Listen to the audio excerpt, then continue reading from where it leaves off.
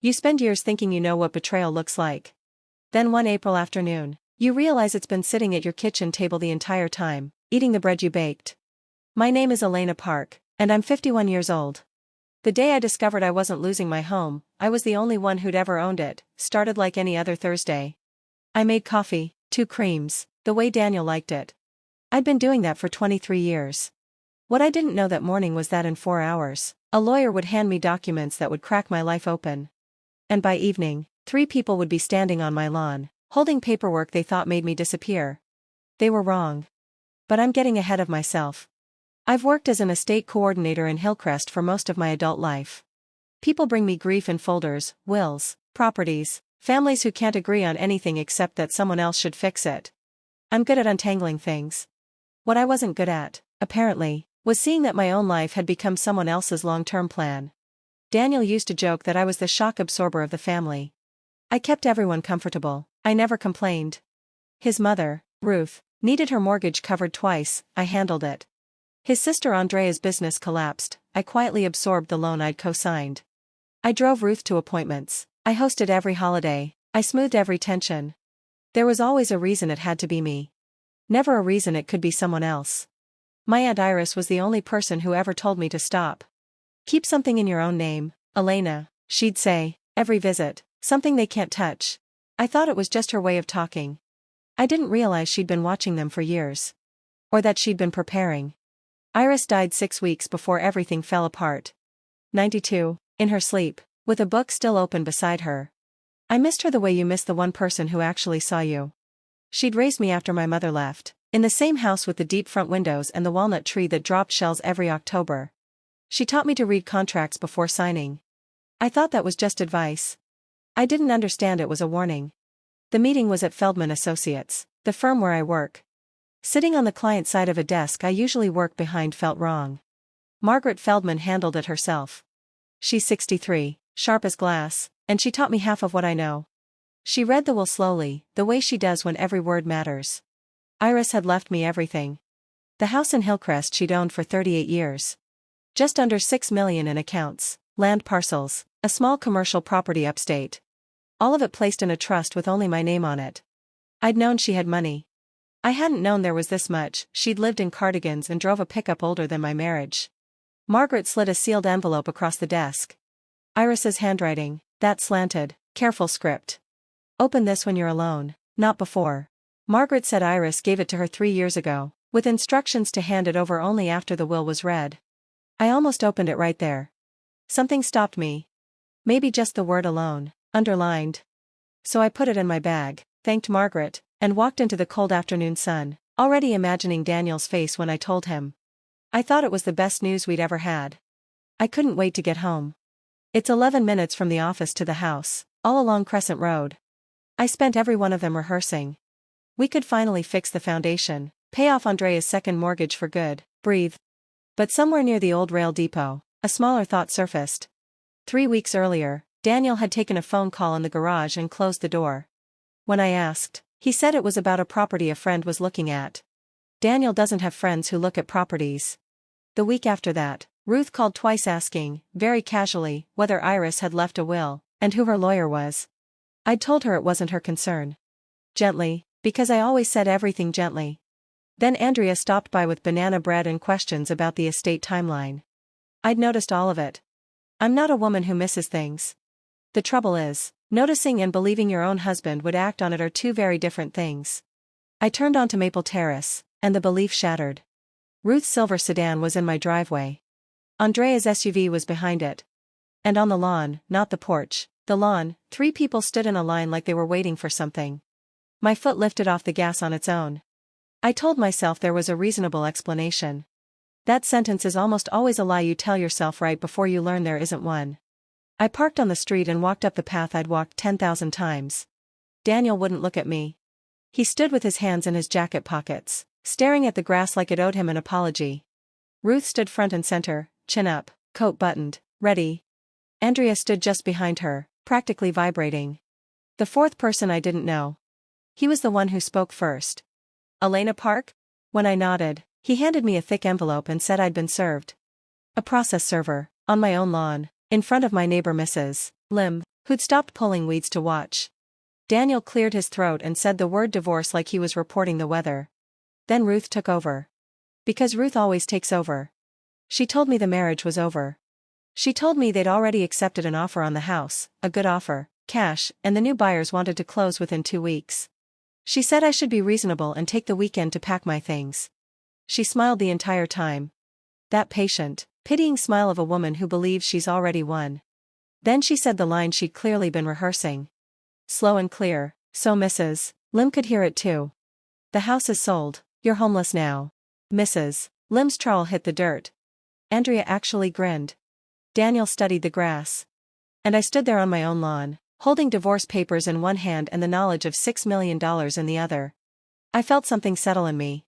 Not panic. The cold, clean feeling I get at work right before I find the clause that breaks a case wide open. I just needed to be sure first. So I smiled. I didn't cry, I didn't shout. I didn't ask Daniel how he could do this. I just smiled at the three of them like they'd told a joke that hadn't landed yet. It threw them. Ruth's smile flickered. Andrea couldn't stand it. What's so funny? She snapped.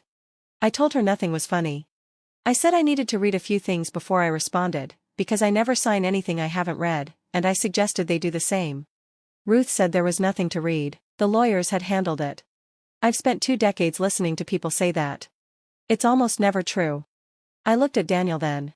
For one moment, he looked back. And I saw it, plain on his face. He knew this was wrong. He'd known the whole time. He'd just let his mother load the gun, and agreed to stand in the room when it went off. That look told me more than the papers did. I picked up my bag. Didn't give them anything to push against, no tears, no anger. I just turned and walked back down my own driveway. I could feel 3 pairs of eyes on my back, confused that I wasn't breaking. Here's what 23 years buys you, in case you were wondering. A husband who lets his mother do his talking. A sister-in-law who eats your food and helps plan your removal. I added it up later. Ruth's roof repair in 2020, $14,000, never repaid. Andrea's business loan I co-signed, absorbed when it collapsed. 16 Christmases hosting a family that now wanted me gone by Monday. The most expensive thing I'd spent was the part of myself that kept believing I was one of them, if I just gave a little more. Standing on that street with Mrs. Lim pretending to garden, the humiliation was real. But underneath it, something Iris had put in me years ago was already doing the math. They had a buyer, a closing date, a smile and a deadline. People are only that confident when they haven't checked their assumptions. I had one question at the center of it all. Who exactly did they think owned this house? I didn't drive away. I drove back to the office. The firm was empty, just the hum of the copier and the smell of old coffee. I sat at my own desk and let my hands stop shaking before I did anything else. There's a version of this where I went back and screamed. I understand that version. But I've spent 2 decades watching people lose everything because they fought in the wrong room. They argue on lawns and in parking lots and in text messages at midnight, and they think they're winning because they got the last word. The last word is worthless. I don't win on lawns. I win on paper. I made myself coffee, the bad office kind, and opened a fresh notepad. At the top I wrote, "What do they think they're selling?" Then I started building the file. I pulled up the county recorder, found the firm's title software. Laid the divorce papers flat and read every line. The whole time, Iris's sealed envelope sat in my bag like a stone I hadn't turned over yet. I'd get to it. First, I needed to know what was true, and what was a story 3 people had told themselves on my lawn. The first thing I did was map the timeline. Because timelines are where the truth hides. Iris died on a Wednesday in March. Daniel's garage phone call, 11 days later. Ruth's first question about the will, the week after that. Andrea's banana bread visit, 2 days before the divorce was filed. None of it was coincidence. All of it was a plan. They hadn't decided to leave me. They'd decided to leave me at a specific moment, the narrow window between Iris's death and the estate settling.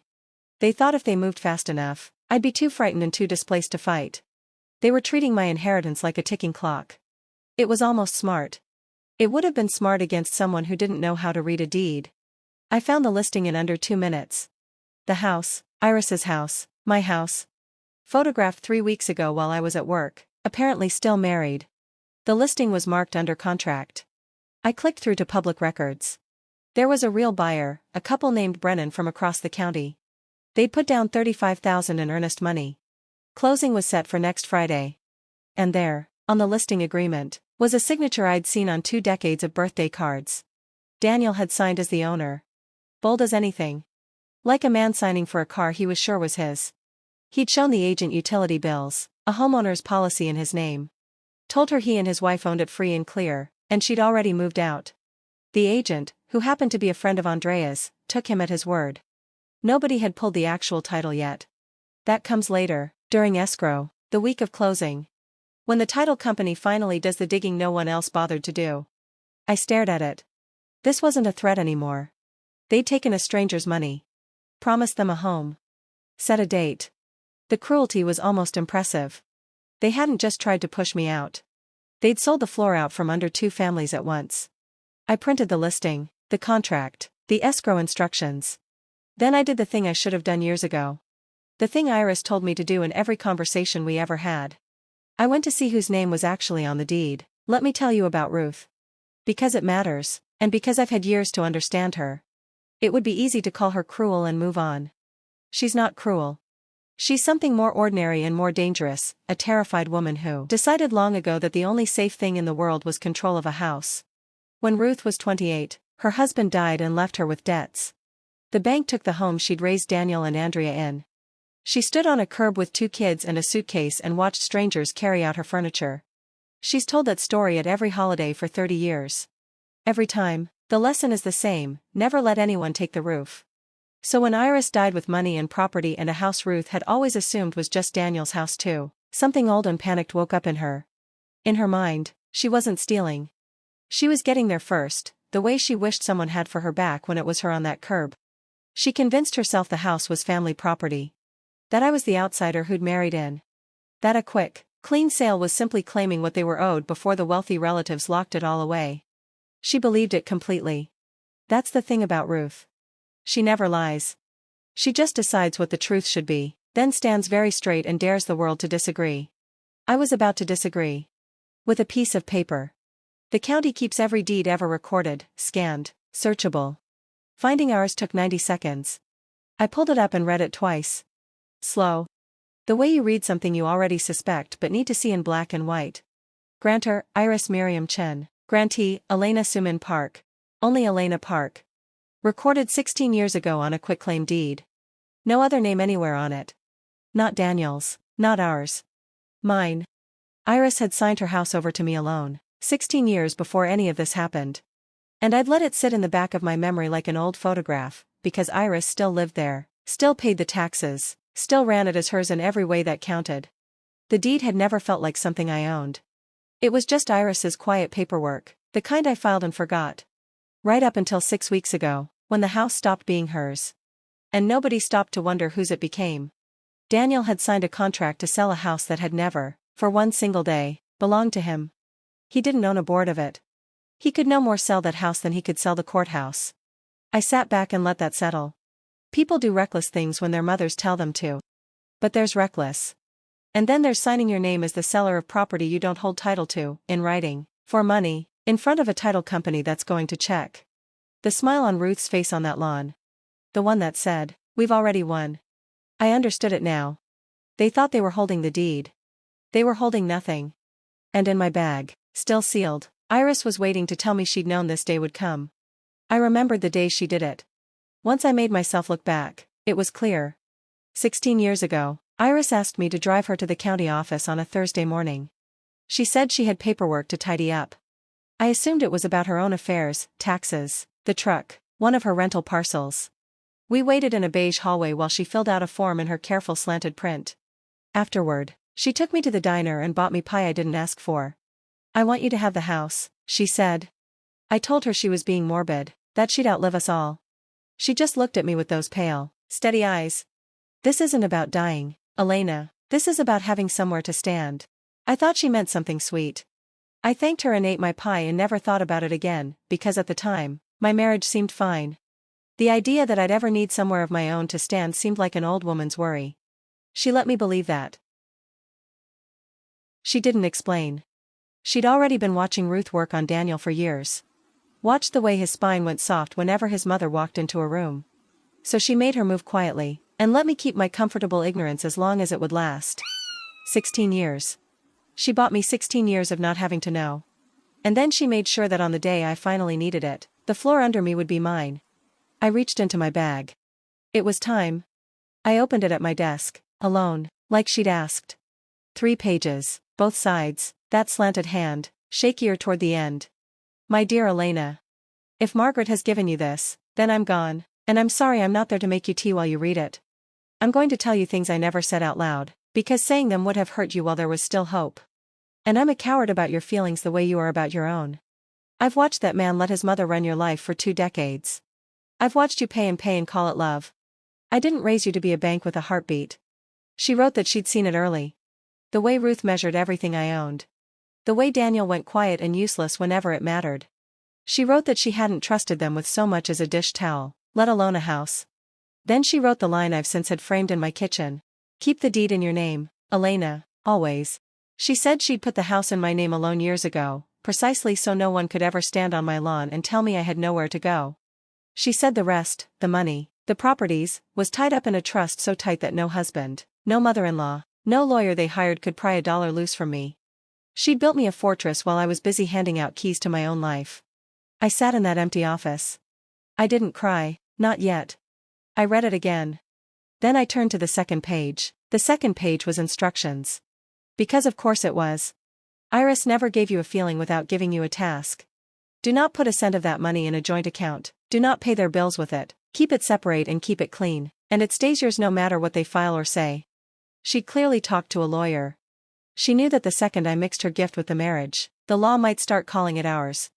She wasn't about to let me undo 16 years of quiet work in a single soft-hearted afternoon. Then, at the very bottom, smaller, like an afterthought she wanted to look casual, she wrote the part that actually undid me. You'll want to be kind, Elena, you always do. But there's a difference between being kind and being a doormat. And the difference is that a kind woman keeps her door. Don't spend the rest of your good years buying respect from people who were never going to give it to you. Choose your peace, it's allowed. I sat there a long time. I'd spent 23 years thinking that if I just gave enough, eventually I'd be loved the way I was loving. Iris had known the truth before I did. And she'd built me a way out and trusted me to find it.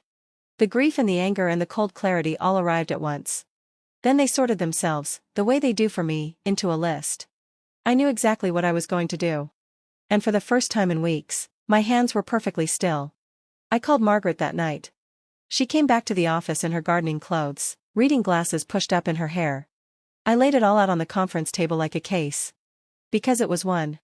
The deed in my name only, the trust, the listing, Daniel's signature on a contract to sell property he didn't own.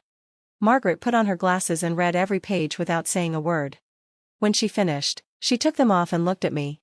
Elena, she said, in Colorado, a house your aunt deeded to you alone is your separate property. It's not marital, he has no claim, and more to the point, he has no title, which means he never had the legal right to list it or sell it. The contract rests on a claim that simply isn't true. No title company on earth is going to close on a sale where the seller isn't the owner of record. She said the formal title search hadn't been run yet, because agents take a seller's word at listing, and the title company only digs in once the deal's in escrow. Usually the week of closing. That search was set for Thursday. It would have detonated on its own, Margaret said. You're just lighting the fuse a few days early. I asked about the $35,000 the Brennans had put down. That, she said, is where it stops being just embarrassing and starts being a real problem, because taking a stranger's money for a house you had no right to sell opens a person up to serious legal exposure. She told me the inheritance was airtight. Sitting in the trust exactly the way Iris set it up, nothing commingled, nothing exposed. I had every card. Now I had to decide how I wanted to play them. Margaret asked what I wanted. I told her I needed to think overnight. Because I only wanted to do this once. Ruth didn't give me the night. She showed up at the office the next morning at 9 sharp, in her good coat, and sat across from me like a woman conducting a negotiation she'd already won. She'd clearly decided my silence on the lawn had been weakness. That all she needed was a little more pressure to finish the job. She started gentle, the way she always starts. Said she knew this was hard, that endings always are. But that I should think about being practical. Then she made me an offer. She'd see to it I got $12,000 to help me get settled somewhere, out of the goodness of their hearts, if I'd just sign the papers, let the sale close, and not make a scene. $12,000. For Iris's house. She said it the way you'd offer a child money to leave a party quietly. When I didn't jump at it, the gentleness fell away. She leaned in. Everyone in this town already knows you couldn't keep a husband, don't make them watch you fight over a house, too. There it was. The thing she actually believed. That my whole worth was in keeping Daniel. That I should be ashamed enough to disappear. I looked at her for a moment. I thought about Ruth on a curb all those years ago, watching strangers carry out her furniture. I felt something almost like pity. And then I let it go. Because pity is a door, and I was keeping mine. I told her, very calmly, that I'd have an answer for everyone by the end of the week. She smiled, satisfied. Certain she'd rattled me. She had no idea I'd just scheduled her own undoing. That night I sat in my kitchen, in Iris's house, and decided how this would end. I could have simply walked away. The deed was mine, the trust was mine. The sale was already dead the second a title officer looked at it. I could have let it collapse quietly, kept my peace the way Iris told me to, and never raised my voice. For about an hour, that's what I planned to do. Then I thought about the Brennans. That couple with $35,000 in escrow and a moving truck on hold, who'd done nothing wrong except trust a man who signed a paper. I thought about Mrs. Lim and the whole street that had watched me get served and would happily go on believing whatever Ruth told them. And I thought about the difference Iris drew between being kind and being a doormat. And how the difference was a door. I wasn't going to scream. I wasn't going to plot some cruel trap. I was simply going to do, out loud and on the record, exactly what the truth required. And I was going to do it where the same people who'd watched my humiliation could watch the truth set it right. They'd used a lawn and an audience to shame me. I'd use documents and that same audience to end it. The next morning, I did the boring, devastating work that real consequences are made of. I didn't call Daniel, I didn't call Ruth. I called the title company handling the Brennan sale, identified myself as the sole owner of record, and told their closing officer, politely, that the person who'd signed the listing as seller held no interest in the property. I gave her the recording number for my deed so she could pull it herself. There was a long pause on the line. The particular pause of a professional realizing a transaction is about to detonate. She thanked me, a little faintly, and said she'd need to halt everything and notify the parties. Then I had Margaret record a notice on the property. A simple document that tells the world the title is mine, and disputed sales need not apply. It took 12 minutes and a recording fee of $37. That's the part nobody tells you about justice. It's not loud, it doesn't come with music. It comes with a closing officer's polite pause and a $37 fee and a clerk stamping a date. But the moment that stamp came down, the entire machine Ruth had built started grinding to a stop in places she couldn't see and couldn't fix. The listing agent would get a call, escrow would freeze. The Brennans would learn the truth from a stranger. And none of those people had any reason to protect Daniel. Because none of them were his mother. I hadn't raised my voice once. I'd simply turned on the lights in a room where 3 people had been working in the dark. It was Andrea who'd pushed the timing, I learned later. And once I understood why, the ugly clock made sense. Andrea was drowning. Her business had closed 2 years before, owing more than it ever earned. She'd quietly taken a second mortgage on her own house to stay afloat. That mortgage was now eating her alive. She needed cash, real cash, and she needed it before the bank moved on her. She was the one who looked at Iris's death and saw not a loss, but a deadline. She was the one who told Daniel and Ruth the smart play was to move fast, sell the house, split the proceeds, and force a quick divorce settlement before the estate locked down. She did the math out loud at a kitchen table I wasn't sitting at. And decided my homelessness was an acceptable line item in solving her own. I don't feel sorry for her. I want to be clear about that. A person who's drowning can call for help, they can sell their own things, they can humble themselves and ask. What they're not allowed to do is shove someone else under the water to climb up on. Andrea made a choice. She chose to plan my eviction over banana bread, to save herself a phone call to a bankruptcy attorney. The water she was so afraid of was about to close over her head anyway. And now it would do it in front of everyone. Daniel came to see me alone. Which was the bravest thing he did in this whole affair. And even that, he did badly. He found me at the office at the end of the day and stood in the doorway like a man who wasn't sure he was allowed in. Which, in my office, he wasn't. He couldn't look at me. He looked at the carpet, at the window, at his own hands. He said my name twice. Then he said he hadn't thought it would go this far. That was his great confession. Not I'm sorry. Not I was wrong. Not I should have stood up for you once in 23 years. Just, I didn't think it would go this far. As if the whole thing had been weather that happened to him. As if his own signature on that contract had been forged by a stranger. I looked at him for a long moment. And I saw, finally and completely, the man I'd spent half my life carrying. Not a villain. Ruth was the will, Andrea was the engine. But Daniel was the soft, agreeable nothing in the middle who would sign whatever was put in front of him by whoever was standing closest. He'd never chosen me. He'd simply failed to choose against me, until the day his mother handed him a pen. That look told me more than the divorce papers did. I didn't yell. I told him quietly that he'd signed a contract to sell a house he didn't own, and that he should probably talk to a lawyer of his own. Soon. His face did something complicated. He'd come for absolution. Or maybe just for me to make it easier, the way I always had. I let him stand there in the doorway and find out the thermostat was finally off. The Brennans found out the way everyone eventually finds out. From a phone call they weren't expecting. Their closing officer told them the sale couldn't proceed because the seller didn't hold title, and the actual owner of record had filed a notice. I'm told Mr. Brennan was quiet for a moment. Then very much not quiet. They'd sold their own place to buy ours. They had a daughter starting at Hillcrest Elementary in the fall. They'd measured rooms and picked paint. All on the strength of a contract Daniel had no right to sign. When the agent couldn't give them answers, they got a lawyer. And that lawyer did exactly what I would have done, sent a sharply worded letter asking, in formal language, how they intended to make this right. Suddenly Ruth's clean, fast sale had a furious buyer, a nervous listing agent, a title company backing away, and an attorney asking pointed questions about fraud. The pressure she'd aimed at me had nowhere to go but back onto her own family. I didn't have to do a single cruel thing. I'd simply told the truth to the right office. And the truth had gone out and found everyone who needed to hear it. By Wednesday, it was official. In the flat, unarguable way that only paperwork can be official. The title company issued its determination, copied to every party.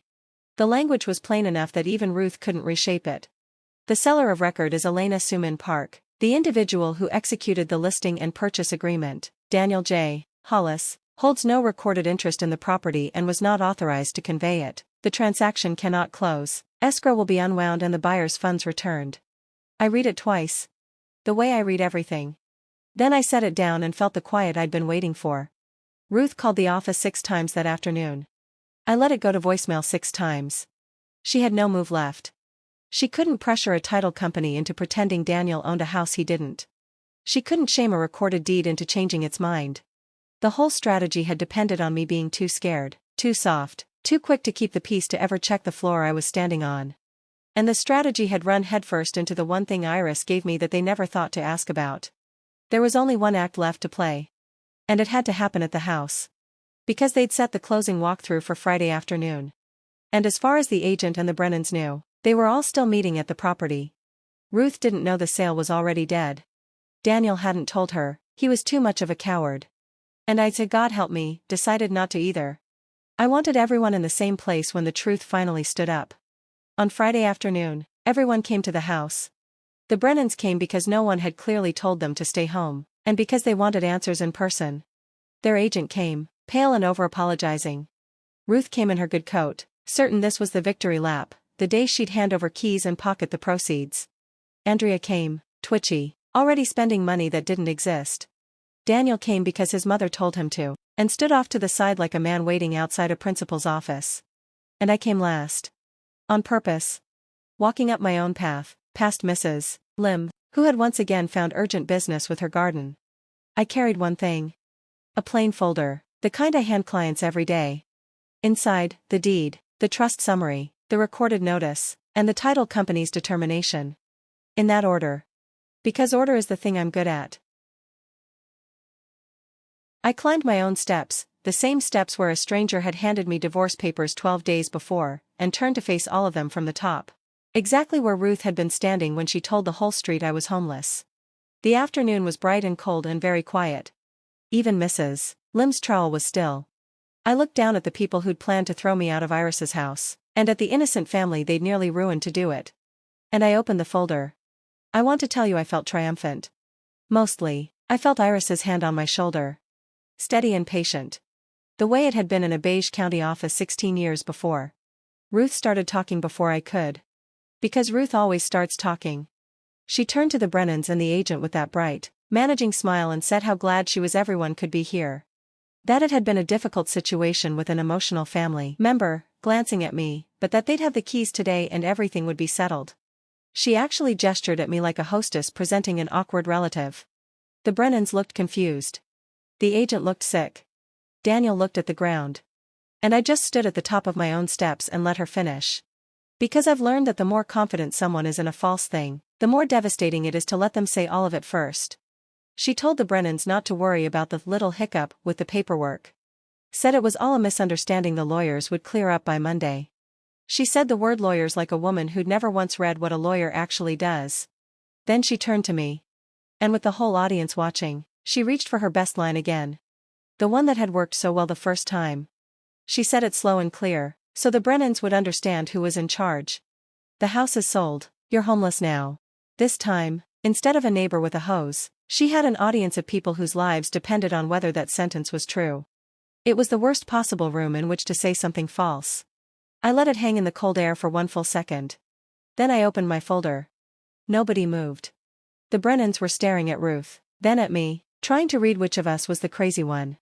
In any standoff between two calm women and one frantic one, the audience always wants to know who to believe.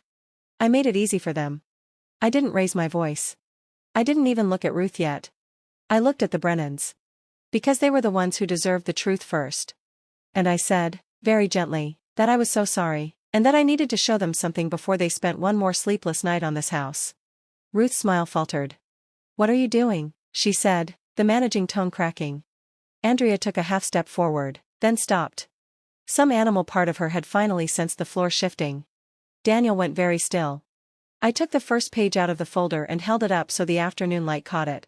The recorded deed, the county stamp clear as a bell. I told the Brennans this was the deed to the property they believed they were buying. I told them to look at the name of the owner. To look at the date. And then I said the thing I'd driven 11 minutes to be sure of. The thing Iris had spent 16 years making true. The thing that turned Ruth's whole bright, confident world inside out in the space of a single sentence. The man who signed your contract has never owned 1 inch of this house. The agent made a small sound. The Brennans' faces changed. And Ruth's mouth opened. And for the first time in 23 years, nothing came out. I laid the pages out one by one along the porch railing. In order.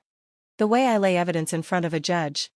And I narrated each one in the calm, even voice I use when I want people to understand I'm not guessing. This is the deed, recorded 16 years ago. The owner is Elena Park, only Elena Park. My aunt signed this house over to me alone, long before any of this, and a house deeded to one spouse by a family member is that spouse's separate property under Colorado law. It's not marital, it was never his to divide, and it was never, for one single day, his to sell. This, I said, sliding the next page forward, is the recorded notice I filed Tuesday, telling the world the title is mine. And this is the title company's determination, issued Wednesday, stating in writing that Daniel Hollis held no interest in this property, had no authority to convey it, and that the sale cannot close. Your money is already being returned. I said it all without heat. Because I didn't need heat. The papers were doing the burning for me. Then I looked at Ruth. Finally. And I gave her the only line I'd saved for her. The one I'd carried up those steps. You can't sell a house that was never yours. That's when she exploded. The patient, managing mask came all the way off. She started shouting that I was a liar, that I was a thief stealing the family's home, that her son had every right, that I'd always thought I was better than them. Spit at the corners of her mouth. 40 years of swallowed panic about a curb and a suitcase came pouring out at me on my own porch. Loud enough that Mrs. Lim didn't even pretend to garden anymore. And I just stood there. Quiet. And let her be the only person making noise. Because that's the whole secret of it. That's the power Iris understood. The calm one wins. Andrea was already backing toward her truck, doing the math on how exposed she suddenly was. Mr. Brennan had stepped between his wife and the shouting, and was on the phone with their lawyer. And Daniel, my husband of 23 years, the soft, agreeable nothing in the middle, stood 3 feet from his screaming mother and 3 feet from me. And chose, as he had chosen his entire life, to do absolutely nothing. He didn't defend me. He didn't even defend himself. He just watched his mother shout at the woman who used to make his coffee with 2 creams. And I understood, fully and finally and without any pain at all, that there had never been anything there to save. The Brennans left within the hour. Their $35,000 on its way back to them. Their lawyer already drafting a demand. They found a different house that summer, a better one. The daughter started school in the fall just fine. The listing agent reported the whole thing to her broker before it could land on her. And the suspicion of fraud, once it attaches to a man who signed as the owner of a house he never owned, does not wash off in a small town in a single season. Ruth shouted until she ran out of air. Then she got in her silver sedan and drove away from the house she'd been so sure was hers. Exactly the way she'd once watched the bank drive her out of her own. Andrea went home to a second mortgage no one was going to rescue her from. And Daniel, who came for keys, left with nothing in his hands. Because there had never been anything in them to begin with. When the cars were gone, I gathered my pages back into their folder. In order. Then I did the simplest thing in this whole story. The thing the entire 12 days had been quietly building toward. I turned around, climbed the last 2 steps, opened my own front door with my own key, and walked into Iris's house. The one she put in my name 16 years before any of them thought to want it. I left them all outside, the screaming and the schemes and the man I used to be married to. And I shut the door behind me. Gently. Because I didn't need to slam it. The house was quiet and smelled like her. Cedar and old paper. I stood in the front hall where she used to hang her coat. I wasn't homeless. I had, it turned out, been the only one of them with somewhere to stand the entire time. The divorce went through because I let it. I had no interest in keeping a marriage that had only ever been a long employment contract I didn't know I'd signed. But it went through on my terms, in the daylight, with every asset exactly where it belonged. The house stayed mine because it always had been. The trust stayed sealed and separate and clean, just as Iris built it. $6 million in properties upstate that no lawyer Ruth could afford would ever pry loose. Daniel got the divorce he asked for and the legal mess he didn't. And he moved into his mother's house. Which I find is the most fitting ending a story could give him. Andrea lost her own home that winter to the bank she'd been running from. The exact fate she'd tried to hand me to save herself. Ruth never apologized, never wavered, never once admitted the deed said what it said. She just stopped telling the curb story at holidays. Because she no longer had an audience that didn't know how it really ended. As for me, I sold the commercial property upstate because I didn't need it, and put the money to work the way Iris would have wanted. Quietly. I kept her house in Hillcrest, with its deep windows and the walnut tree that drops shells every October. I had the steps fixed, finally, by a contractor I paid in full and never had to chase. And I hung her letter in a frame on the kitchen wall. The second page, the part about kindness and doormats and doors. Where I can read it with my morning coffee. 1 cream now. I stopped making it the way Daniel liked it the morning the locks were changed. People in town ask me sometimes if I'm angry. If I lie awake hating them. I don't. Hating them would mean leaving the door open just a crack, in case they ever wanted back in, to earn it. My door is closed. And a closed door is not an act of anger. It's an act of peace. I see Mrs. Lim over the fence and we talk about her garden. And she has, in her way, become the witness who corrected the story for the whole street. I work at the firm still, putting other people's worst weeks in order. And now and then, a woman sits down across my desk who reminds me of who I was 13 days before that lawn. And I tell her one thing before anything else. Go check whose name is on the deed. I'm not the family shock absorber anymore. I'm a woman with a house, a quiet account, and a morning I get to decide for myself. It's not a loud life. Iris taught me that the good ones rarely are. My aunt never told me to be grateful for crumbs. She told me to keep my name on the things that mattered. And to walk toward my own peace instead of bargaining, year after year, for a respect that was never once going to come. That's my story. A lawn, a process server, and a deed 3 people never thought to read. If it reminded you to check whose name is on the things you've earned, do it this week. Not someday. And if you know a woman who keeps giving and giving until there's nothing left for her, share this with her. Drop a comment, hit subscribe. And I'll see you in the next one.